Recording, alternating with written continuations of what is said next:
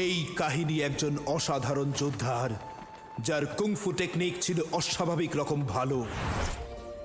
ও বিভিন্ন জায়গায় ঘুরে বেড়াতো যোগ্য প্রতিদ্বন্দ্বীর খোঁজে।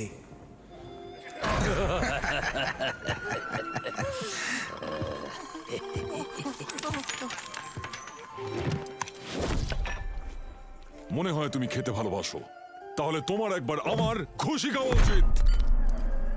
যোদ্ধা কিছুই বলল না, কারণ ওর মুখ ভর্তি ছিল। তারপরও গিলে নিল। তারপরও বলল, অনেক কথা হয়েছে, এবার যুদ্ধ করি।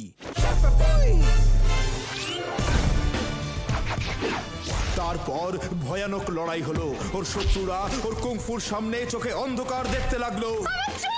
এ তো অসাধারণ। কি সুন্দর। আমরা কোনোদিন তোমার উপকার ভুলবো না।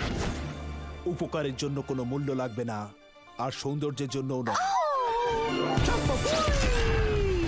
অসংখ্য শত্রুর সঙ্গে সে লড়াই করলো। ওর কুংফুর সামনে কেউ টিকতেই পারল না।